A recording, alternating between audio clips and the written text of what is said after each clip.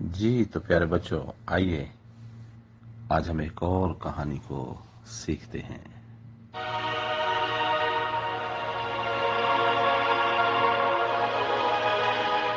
آج ہم ابراہیم کے بارے میں ایک کہانی بھی اس کو سیکھیں گے۔ ابراہیم جو تھا وہ ایک چرواہا تھا، بھیڑیں چراتا تھا، اور خداوند نے اسے کہا کہ تو اپنے لوگوں کے درمیان سے اور اپنے ماں باپ کے گھر سے روانہ ہو جا، اور خداوند نے اسے کہا کہ جو زمین میں تجھے دکھاؤں گا تو وہاں پر چل۔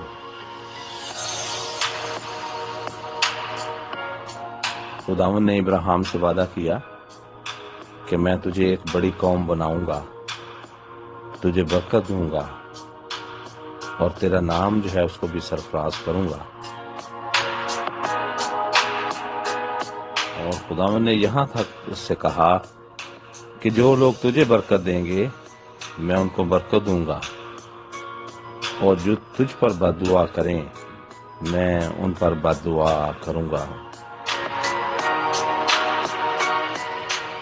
اور پھر خداوند نے ابراہیم سے کہا کہ جہان کے کل قبیلے تجھ سے برکت پائیں گے۔ اور ہم دیکھتے ہیں کہ ابراہیم خداوند کے کہنے کے مطابق چل پڑا،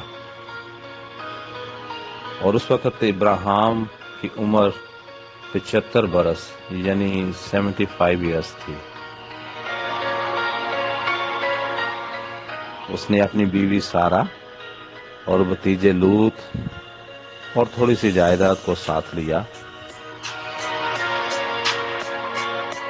اور ابراہیم جو تھا وہ اس سرزمین میں داخل ہوا جس کا خداوند نے وعدہ کیا تھا۔